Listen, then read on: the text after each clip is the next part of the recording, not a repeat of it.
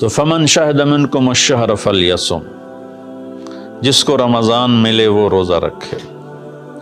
تو روزہ تو انشاءاللہ رکھیں گے، لیکن میں تھوڑی سی ایک گزارش کروں گا کہ جسم کی صحت کے لیے اپنی غذا پہ کنٹرول کریں۔ شاید کوئی یہ نہ بتائے، میں رمضان کے آداب میں یہ بات بتا رہا ہوں، سحری اتنی دبا کے نہ کھائیں کہ عصر تک اسی کے ڈکار آتے رہیں، کھٹے ڈکار آتے رہیں، اور افطاری اتنی دبا کے نہ کریں کہ پھر تراویح کے وقت پڑھاؤ کہ ہن میں کیویں پڑھاؤں، اٹھیا ہی نہیں جاندہ، مجھ بن کے ڈٹھا پہ ہوندا۔ تو سحری کھائیں اتنی کہ بس عام معمول کا پیٹ بھر جائے، کچھ حصہ خالی ہو، اور آپ کو دوپہر سے بھوک لگنی شروع ہو جائے۔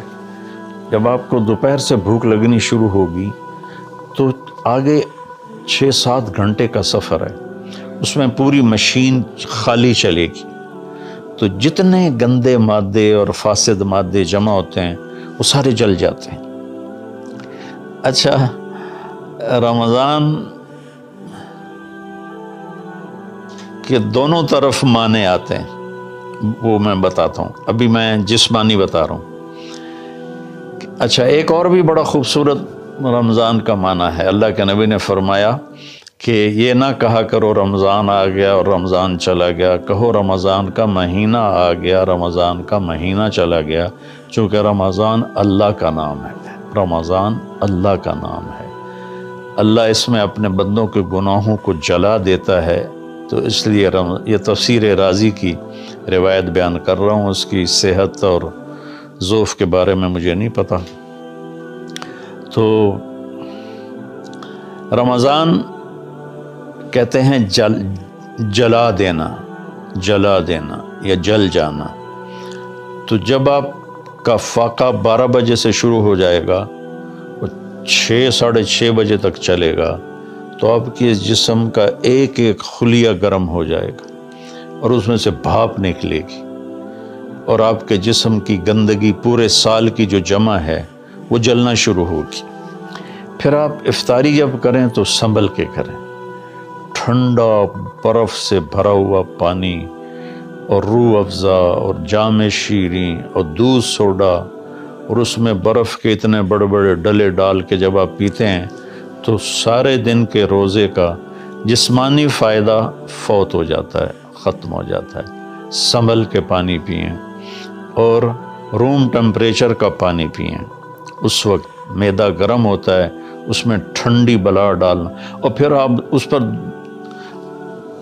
دوسرا ظلم یہ کرتے ہیں کہ اتنا ٹھنڈا پینے کے ساتھ گرم گرم سموسے کھاتے ہیں، گرم گرم پکوڑے کھاتے ہیں، اور کئی ماشاءاللہ ساتھ وہ پیس کو بھی ملاتے ہیں، کوئی چانپیں ملاتے ہیں، کوئی پیس ملاتے ہیں۔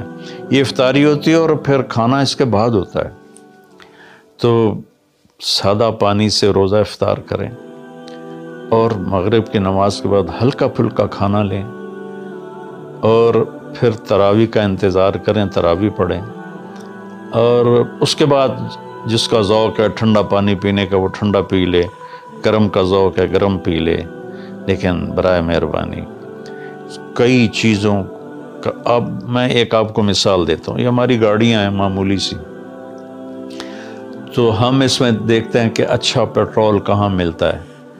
جس پیٹرول پمپ کا پتہ چلے کہ پیٹرول اچھا نہیں، ہم سزوکی والا بھی آگے چلا جاتا ہے کہ ویکھو چنگا پیٹرول کی تھلب ہے، اور جن کے پاس مہنگی گاڑیاں وہ ہائی آکٹین ڈلواتے ہیں، جو پیٹرول کی سب سے اچھی قسم ہوتی ہے۔ تو ہم اپنی ایک چھوٹی سی گاڑی، چند لاکھ یا چند کروڑ کی گاڑی کو اچھا پیٹرول دینے کے لیے کئی کلومیٹر سفر کرتے ہیں کہ وہاں کا پیٹرول پمپ اچھا ہے، اور یہ جو گاڑی ہے جس کی آنکھ کا یہ ابرو کا یہ جو پپوٹے کا بال ہے، یہ اگر گر جائے تو ساری دنیا مل کے نہیں دے سکتی۔ ایک ناخن اگر گر جائے تو پوری دنیا مل کے وہ ناخن نہیں دے سکتی۔ کون چاہتا میں گنجا ہو جاؤں؟ ایک بال گرتا ہے تو پوری دنیا کی طاقت مل کر وہ بال واپس نہیں لا سکتے۔ تو اس کو ہم گندی سے گندی چیزیں کھلاتے ہیں، کچوریاں کھا رہے ہوتے ہیں، قتلمے کھا رہے ہوتے ہیں کہ افطاری ہو رہی ہے۔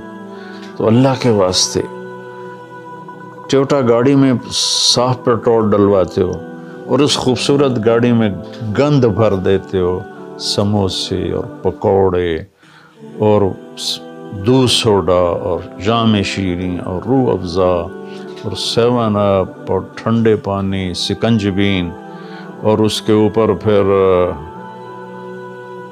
مرغے کے پیس اور چانپوں کے پیس، اور ابھی کھانا بعد میں کھانا ہوتا ہے۔ تو مہربانی کریں اپنے جسم کی صفائی کریں، اعتدال سے کھائیں، افطاری بھی اتنی کھائیں کہ آپ کی بھوک باقی ہو، تو آپ آرام سے تراویحیں پڑھ لیں گے۔ تو تراویح پڑھیں، پھر اس کے بعد آپ آرام کریں، جلدی سے سو جائیں۔ اور بعض نوجوان ساری رات جاگتے ہیں، ٹھیک ہے، کوئی بات نہیں، جاگیں، کوئی نفل بھی پڑھ لیا کریں، کچھ اپنی گپ شپ بھی کر لیا کریں، اور پھر سحری ایسی کھائیں کہ اب اس میں پراٹھے پک رہے ہوتے ہیں اور ہر گھر سے پراٹھوں کی خوشبو آ رہی ہوتی ہے، تو پھر پراٹھوں کا بوجھ اپنے اوپر نہ ڈالیں، سادہ روٹی کھا لیں، سادہ سالن کھا لیں، تو پورے مہینے میں آپ کے پوری باڈی کی اوورالنگ ہو جائے گی۔ یہ تو جسمانی فائدہ ہوگا۔ روحانی لحاظ سے کیا ہے؟ شہر رمضان، رمضان جل جانا، جلا دینا، رمضان کا مہینہ۔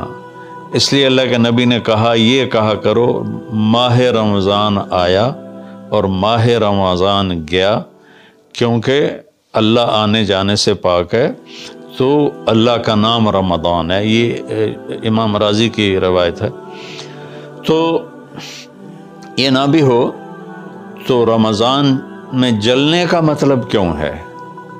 اسی مہینے کے ساتھ کیوں ہے کہ ہر روزے کے ساتھ اللہ اس کے گناہ معاف کرتا ہے، اس کے گناہوں کو جلاتا ہے، اس کی بھوک کی آگ میں جلاتا ہے، جلاتا ہے، جلاتا ہے۔ آخری روزے اللہ تعالیٰ کیا کرتے ہیں کہ اس کے سارے گناہوں کو جلا کے راکھ کر دیتے ہیں اور اپنی رحمت۔ اچھا، رمضان کا مطلب بارش بھی ہے، جو سبحان، عربی بھی عجیب زبان ہے۔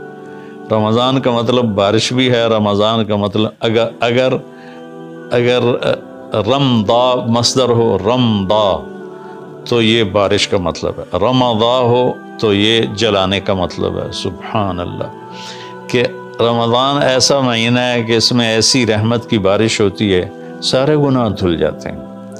رمضان ایسا مہینہ ہے کہ اس میں ایسی اللہ کی رحمت متوجہ ہوتی ہے کہ سارے گناہ جل کے راکھ ہو جاتے ہیں، ہوا میں اڑا دیے جاتے ہیں راکھ کی طرح۔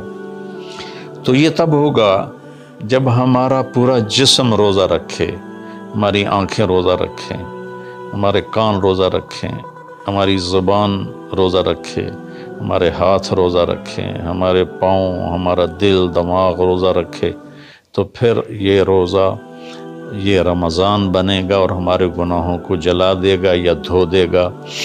اور اس میں خاص طور پر اللہ کے نبی نے فرمایا کہ شراب پینے والا توبہ کر لے، چونکہ شرابی کی بخشش نہیں ہوتی رمضان میں۔ ایک ہوتا ہے دلیر ہو کے پینا، کوئی نہیں، کچھ نہیں ہوتا، اللہ بڑا غفور و رحیم ہے، یہ تو سارے پکڑے جائیں گے۔ ایک آدمی میرے پاس آیا، وہ کہنے لگا، جی مجھے شراب کی عادت ہے، چھٹتی نہیں، کئی دفعہ چھوڑی ہے، پھر نہیں چھوٹتی، اور پھر جو وہ دھاڑیں مار کے رویا، اتنا رویا کہ میں بھی غمگین ہو گیا اس کے رونے کو دیکھ کر۔ اس کا معاملہ اور ہے، تو اس پر اللہ کی رحمت نازل ہو جائے گی، چونکہ جو توبہ کرتا رہتا ہے پھر اس سے ٹوٹ جاتی ہے، وہ دن میں 70 دفعہ بھی توڑے گا اور توبہ کرے گا تو اللہ کے ساتھ دوستی باقی رہے گی۔ تو ایک شرابی ہے تو اللہ کے واسطے چھوڑ دے۔ ماں باپ کو دکھ، عق الوالدین، ماں باپ کی نافرمانی نہیں فرمایا، ماں باپ کو پرزے کر دینا۔ نافرمانی تھوڑی بہت ہر بچے سے ہو جاتی ہے، لیکن ایسی نافرمانی کہ ماں باپ کا دل ٹکڑے ٹکڑے ہو جائے، اس کو کہتے ہیں عقوق الوالدین، عاق لوالدیہ۔ جو ماں باپ کے دل کو ٹکڑے ٹکڑے کر دے اس کی بھی بخشش نہیں ہوتی۔ تو مشاحن جو دل میں کینہ پال کے رکھتا ہو کسی کے لیے، اور بغض رکھتا ہو کسی کے لیے، نفرت رکھتا ہو کسی کے لیے، حسد رکھتا ہو کسی کے لیے، ایک اس دل پر اللہ کی رحمت کی نظر نہیں پڑتی۔ اور ایک قاطع الرحم جو رشتہ داروں سے لڑتا ہو، رشتہ داروں سے ماتھا جو مارتا ہو، کبھی سینگ پھنسائے ہیں، کبھی اس کے ساتھ کبھی اس کے ساتھ، خونی رشتوں میں جو غلط سلوک اختیار کرتا ہے، ایک اس کی خاص طور پہ بخشش نہیں ہوتی۔ تو باقی اللہ کا دریائے رحمت ہے، جو بھی توبہ کرے گا، مشرک بھی توبہ کرے گا معاف، سود خور توبہ کرے گا معاف، چور توبہ کرے، ڈاکو توبہ کرے، زانی توبہ کرے، قاتل توبہ کرے، شرابی توبہ کرے، ماں باپ کا نافرمان توبہ کرے، اور رشتہ داروں سے لڑنے والا توبہ کرے، نفرت رکھنے والا توبہ کرے، اور سود پہ کام کرنے والا توبہ کرے، سود کھانے والا توبہ کرے، سب معاف ہو جائے گا، سب معاف ہو جائے گا۔ اور اللہ سے مانگیں کہ اللہ تعالیٰ اس میں ہماری جسمانی صحت بھی بحال کر دے اور روحانی صحت بھی بحال کر دے، اور ہمارے گناہوں کو معاف کر دے۔ السلام علیکم ورحمۃ اللہ وبرکاتہ۔